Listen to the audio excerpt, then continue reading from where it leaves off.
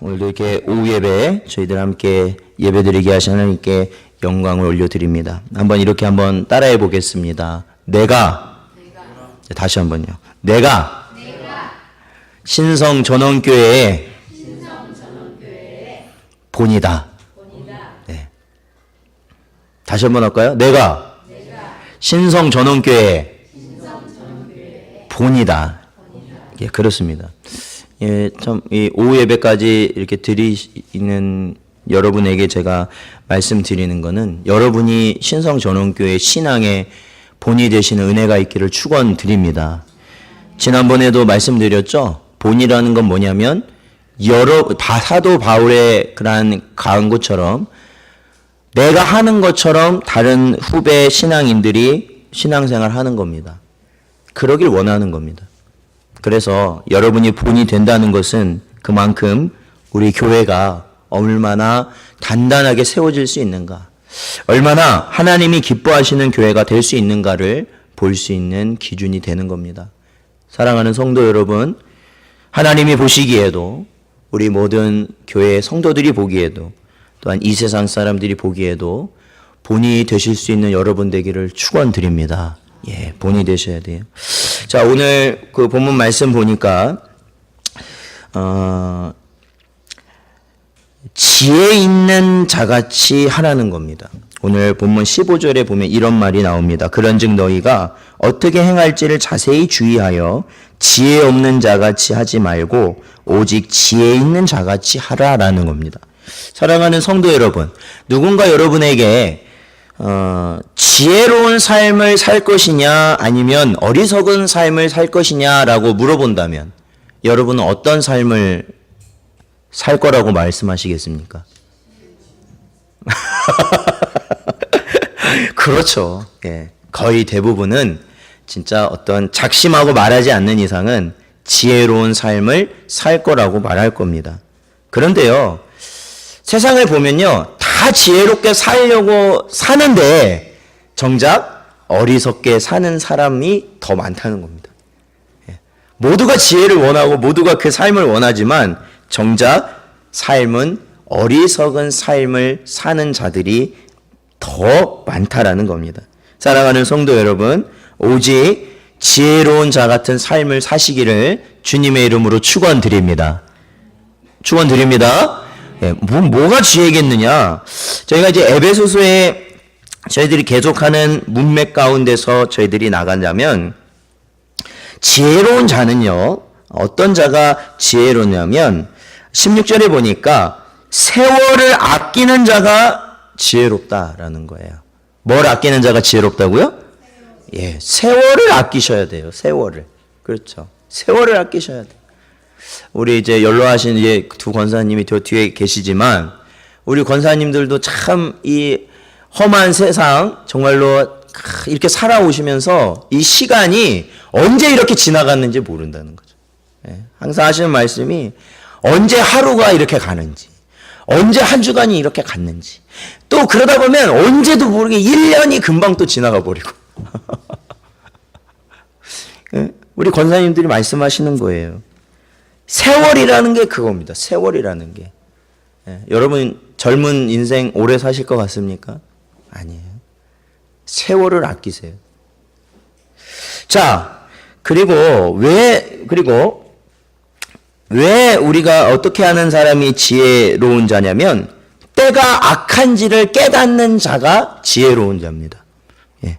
세월을 아끼는 자가 지혜롭고, 두 번째는 때가, 지금 내가 사는 이 때가 악할 때임을 아는 자가 또한 지혜로운 자입니다. 왜냐하면 이 악한 것, 이 세상이 악하다는 것을 깨닫지 못하면 중요한 것은 이 세상이 곧 나의 삶이 되기 때문에 그렇습니다. 이 세상이. 세상에서 하는 것들이 말씀으로 악한 것을 깨닫지 못하면, 즉 지혜 있는 자같이 그걸 분별하지 못하면 이것이 하나님이 보시기에 악한 것인지 선한 것인지, 이게 거룩한 것인지 세속적인 것인지, 그걸 우리는 깨닫지를 못하고 항상 하게 됩니다. 그렇다면 오늘 본문에서는 어떠한 자가 지혜로운 자다라고 말을 하느냐? 세월을 아끼는 자, 때가 악함을 깨닫는 자. 그러한 자는 17절 같이 읽어보겠습니다. 17절 시작. 그러므로 어리석은 자가 되지 말고 오직 주의 뜻이 무엇인가 이해하라. 아멘. 그렇습니다. 주의 뜻을 이해하셔야 된다. 주의 뜻. 많은 목사님들이 오늘날은 어떠한 시대와 같냐면 사사기의 시대와 같다. 오늘 말씀 이렇게 표시해 놓고 사사기 잠깐만 보세요. 사사기 21장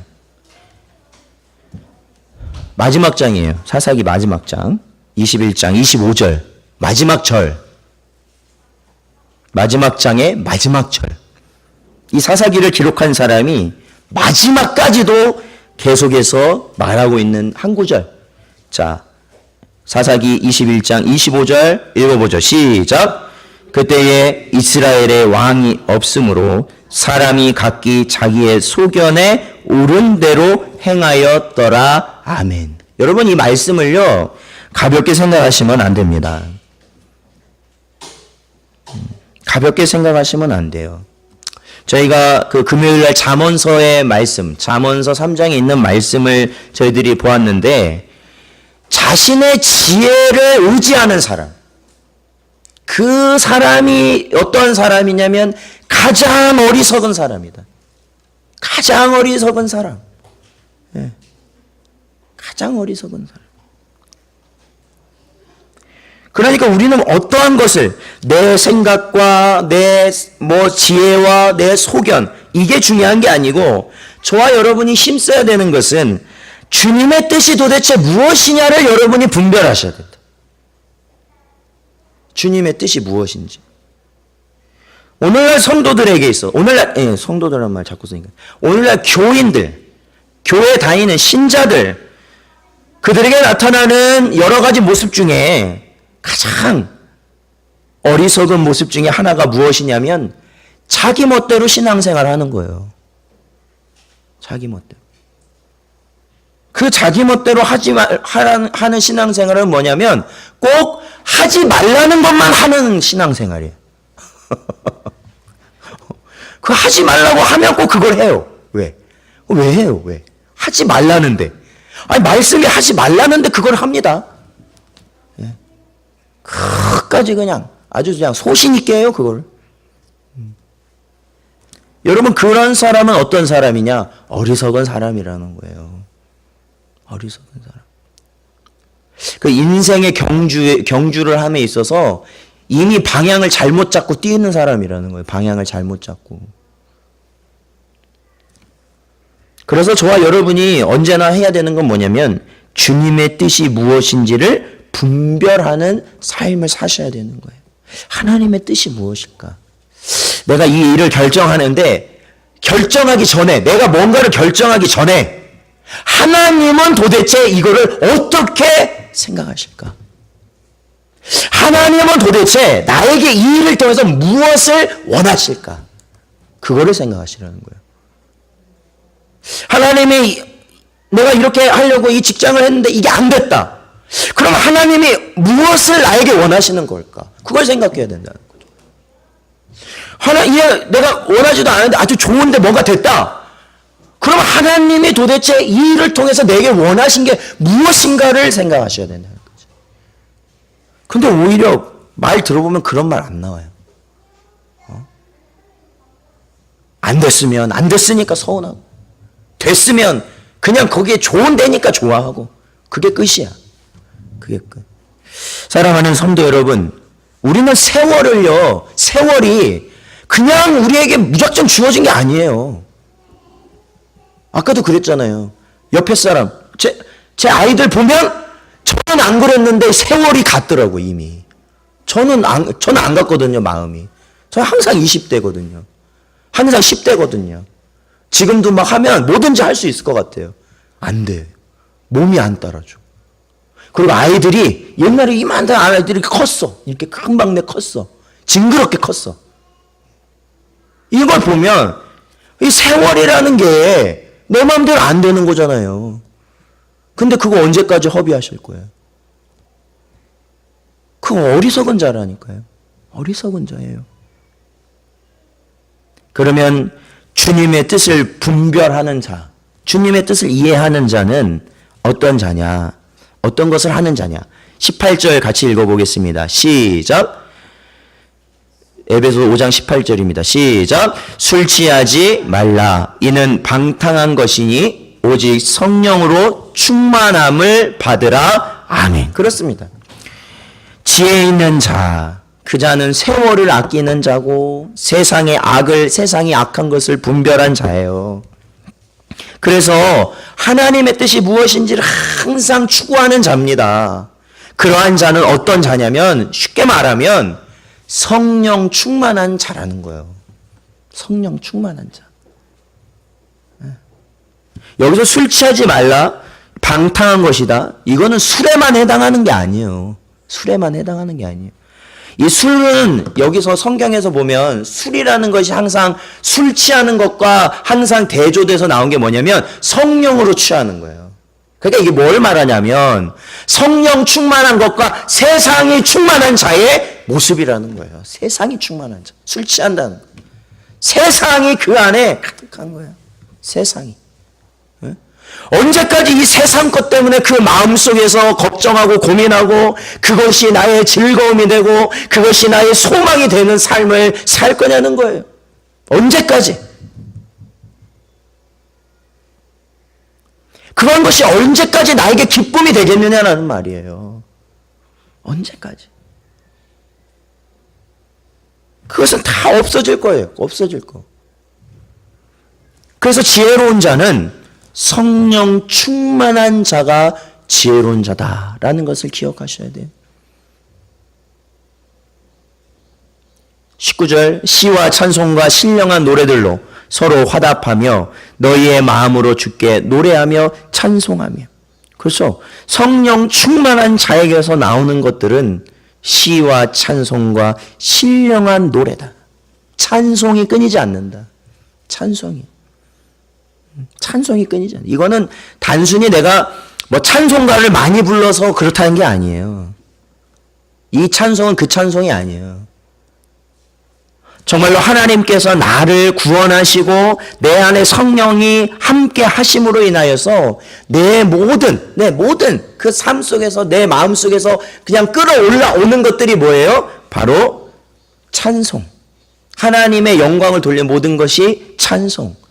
하나님께서 나에게 주신 그 은혜들이 감사한 것이 찬송인 거예요. 다. 그 삶이.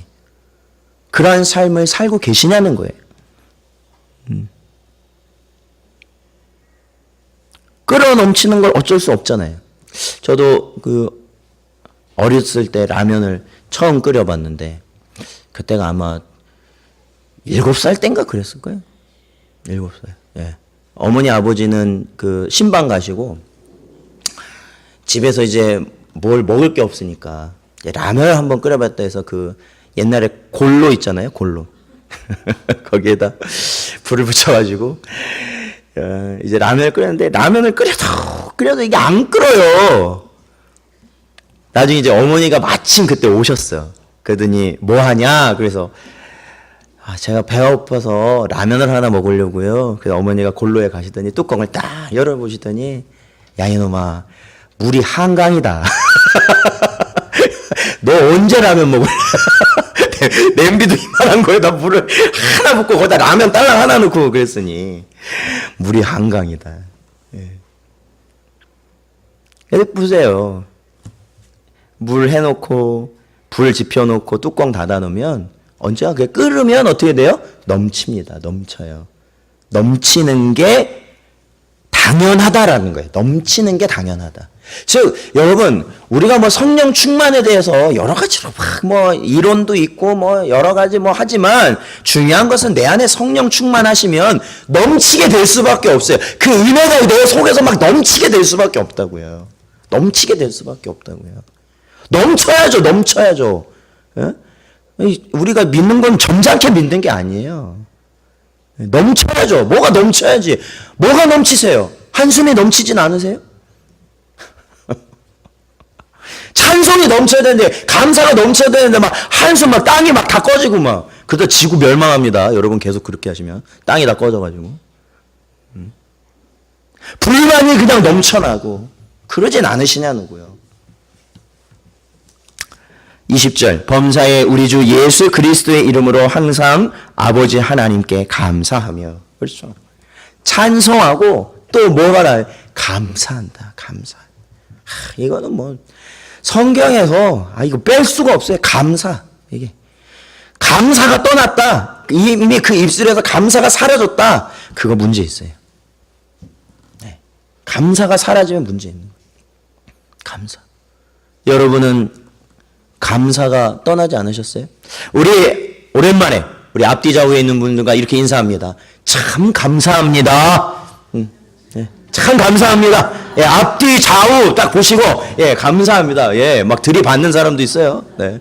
예, 감사합니다. 예, 감사합니다. 예, 저도 목사지만 우리 성도님들 참 감사합니다. 항상 감사하고 있어요. 예. 언제나 감사가 넘치시는 여러분 되시기를 축원드립니다. 네. 자, 21절. 자, 마지막 절은 같이 한번 읽어보겠습니다. 시작. 그리스도를 경외함으로 피차 복종하라 라는 거죠. 그리스도를 경외함으로. 자, 여러분, 제가 여쭤볼게요. 오늘은 좀 제가 말씀을 좀 짧게 이렇게 좀 됐는데, 예수님이 저와 여러분의 왕 되심을 믿으십니까?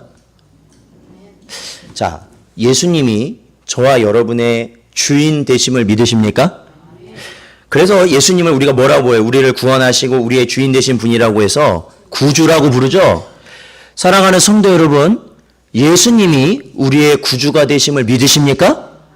그렇다면 거기에는 아주 드러나지 않지만 거기에 분명히 있는 요소가 있는데, 그것은 우리가 예수님을 경외하고 우리가 예수님을 경외하고라는 거예요.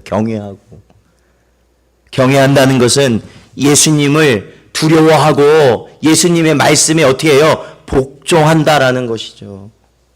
복종한다. 그럼 이렇게 여쭤볼게요. 여러분은 구주 되신 그리스도의 말씀에 복종하십니까? 다시 한번 여쭤볼게요. 여러분은 나의 구주 되신 예수 그리스도의 말씀에 복종하십니까? 예. 정말로 우리가 예수님의 말씀에 복종한다. 그거 우리가 어떻게 할 수 있을까? 이 성경은요, 참 이게 제가 보면 볼수록 느끼는 게, 예전에는 너무 성경을 막 영적으로만 봤어요. 저는 사실 영적으로만 봤습니다. 근데요, 그 부분이 있어요. 예수님께서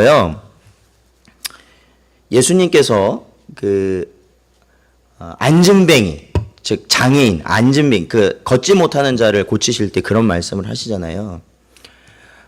중풍 걸린 자, 지붕 뜯고 내려와 중풍 걸린 자 고치실 때 이런 말씀 하시잖아요. 고치시기 전에 뭐라고 말씀하시냐면, 내 죄가 사함을 받았다. 그리고 나서 뭐라고 말씀하시면, 네가 들고 왔던 담요, 그것을 들고 걸어서 가라. 그래서 나음을 받거든요. 그러니까 사람들 놀란 거예요. 죄를 용서해 주신다고? 이렇게 한 거예요. 그러니까 뭐예요? 이게 그 부분을 보면요, 그거예요. 우리가 영적이라고 하잖아요. 보통 우리가 소위 말하는 영적인 거 있죠. 영적인 사실들 있죠. 그런 게 사실 눈에 보여요, 안 보여요? 영적이다 하는 게 눈에 보이냐고요? 안 보이죠?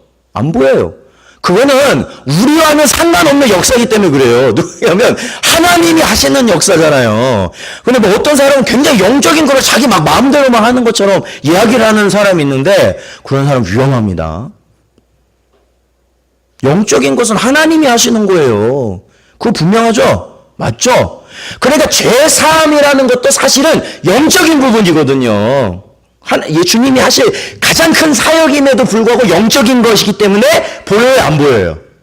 안 보여요. 여러분은 예수님 믿으십니까? 그러면 여러분은 죄사함 받았습니까? 안 받았습니까? 받았죠? 보여요? 안 보여요? 안 보여요. 그러니까 예수님이 그때 딱 그 말씀하시는 거예요. 나는 단순히 사람을 고치는 게 주된 일이 아니라, 사명이 아니라 죄사함이, 죄를 해결하시는 것이 가장 큰 목적이다. 그거를 말씀하시는 거거든요. 그 비유가. 그래서 보이지 않는 것을 말씀하시고 나서 그 능력을 하심으로, 능력을 실행함으로 인해서 야, 정말로 예수님이 죄를 사하시는 분이구나. 그걸 알게 하시는 거였어요. 근데 성경에 보면 다 그래요. 영적인 것을 영적으로만 끝내진 않으셔요. 그 영적인 것이 반드시 뭐예요? 또한 우리의 가시적인 것으로 또 나타나게 하시더라고요. 나타나게 하셔요. 그게 뭐예요?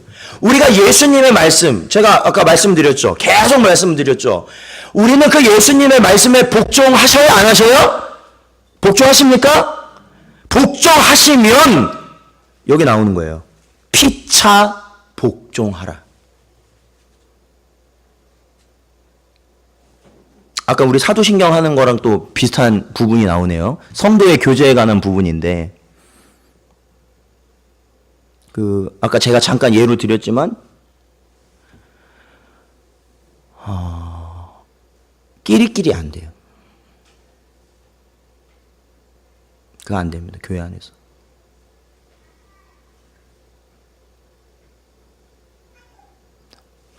복종하셔야 돼요. 서로에게 복종하셔야 돼요. 이건 제 말이 아니에요. 제 말이 아닙니다. 그거를 꼭 생각하셔야 돼요. 주님의 십자가로 넘지 못할 산이 있으면 그거는 주님도 그 사람 구원 못해요. 제가 말씀드렸죠. 아주 중요한 거예요. 이건 어느 누구를 생각하라는 게 아니에요. 나를 보시라고, 나를. 제가 그랬죠. 예전에 그랬잖아요. 제가 8년 만에 제가 그 성도 찾아가서 제가 울면서 용서해달라고 그랬다고요. 8년 만에. 8년 만에. 저 그 사람 안 봐도 돼요. 제 평생 목회하는 동안 그 사람하고 마주칠 일 거의 없어요. 그런데 성령은 그걸 원하시지 않는다고요. 성령 하나님은 그것을 절대 원하시지 않는다고요. 성령 하나님은 그걸 절대 원하지 않으셔요.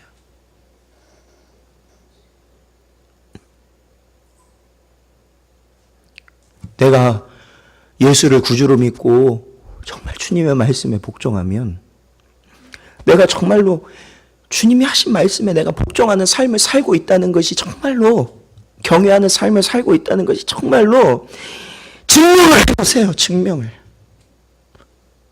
말로는 누가 못합니까? 증명을 하셔야 되는 거예요. 나를 내 자존심과 내 모든 것을 끌어내려서 저 바닥에 무릎을 꿇게 할 분은 이 세상에 어느 누구도 없어요. 나 자신도 그렇게 안 돼요. 나 자신도 그게 용납이 안 돼요. 내 자신이 그렇게 하는 것 자체가. 근데 누구만 하실 수 있는 거예요? 주님은 하실 수 있는 거잖아요.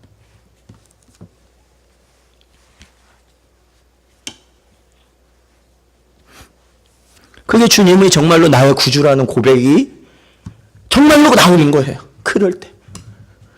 그게 안 되면요. 제가 그 전까지 얼마나, 제가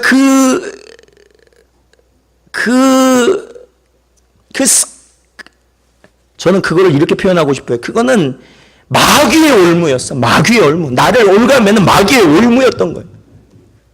그걸 하지 못하도록 하는 마귀의 올무였던 거예요. 그 8년 동안. 평생을 그렇게 살게 하려는 마귀의 올무였어, 그게. 그런데 그냥 주님의 말씀에 순종하고 그에게 찾아가서 사죄를 했을 때, 여러분, 제가 아직도 기억을 해요. 정말로 내가 그 죄악 가운데서 해방됐다는 그 느낌 있잖아요. 성경에 나오는 그 해방의 느낌. 정말로 자유함. 이 자유함을 깨닫게 된 거예요. 자유. 그게 진짜 자유구나. 야, 이게 진짜 자유구나. 그걸 깨닫게 됐어요. 그리고 한 가지 또 깨달은 거는, 야, 죄는 절대 지면 안 되는 거구나. 너무 힘들어요. 그걸 되돌린다는 것 자체가. 그러므로 사랑하는 성도 여러분, 오늘 본문 말씀은 결론적으로 이렇게 결론을 내립니다. 지혜 있는 자, 그 자는 세월을 아끼고 때가 악할 때임을 분별한 자인데, 그러한 사람은 자신의 뜻이 아니라 주님의 뜻을 분별하고 이해하는 자다. 그런데 그러한 사람은 어떠한 은혜 가운데 있는 사람이냐면 성령 충만함 가운데 있는 자다. 그래서 이 성령 충만함 가운데 있는 자는 항상 그 마음과 입술에 찬송이 끊이지 않는 자고, 또한 그의 입술에, 그의 마음에서 감사가 끊이지 않는 자다.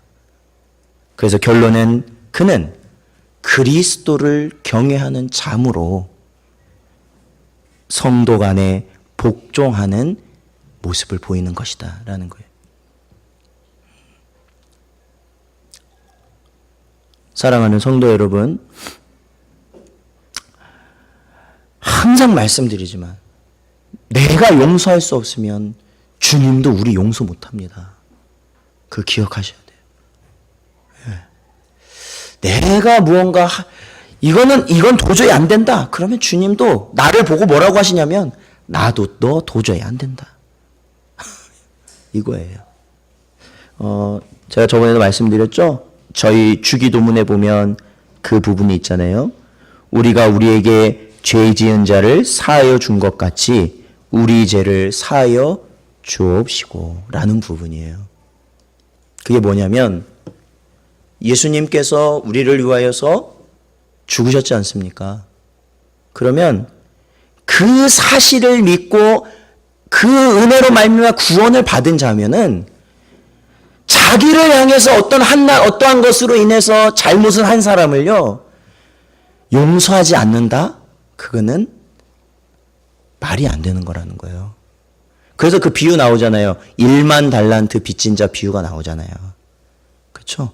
자기는 1만 달란트 평생을 갖고 자기가 자기 가족이나 다 종으로 팔려가도 그거를 갚을 수 없는 돈이에요. 그거를 탕감받았음에도 불구하고 자기한테 100데나리온 정말로 하찮은 그 돈을 안 갚은 그 사람을 갖다 감옥에 넣어버린 거예요. 용서하지 않고. 그랬을 때 왕이 다시 그 사람을 불러서 어떻게 했어요? 영원히 감옥에 가둬버린 거죠. 사랑하는 성도 여러분, 저와 여러분은 오직 교회의 머리 대신 주님의 말씀만을 따르며 살아가는 저희들입니다. 오늘도 주신 말씀을 꼭 기억하시고 오직 구주 대신 예수 그리스도를 경외하시고 살아가심으로 복된 삶을 누리시는 여러분 되시기를 주님의 이름으로 축원드립니다. 기도하겠습니다. 하나님 감사합니다. 이 시간에도 저희들의 마음을 아버지 하나님 붙들어 주시고 하나님 언제나 주의 은혜 가운데 세워주셔서 언제나 주님께 복종하고 성도 간의 복종을 이루는 우리 신성전원교회 모든 성도들 되게 하여 주시옵소서. 간절히 바라오며 예수님의 이름으로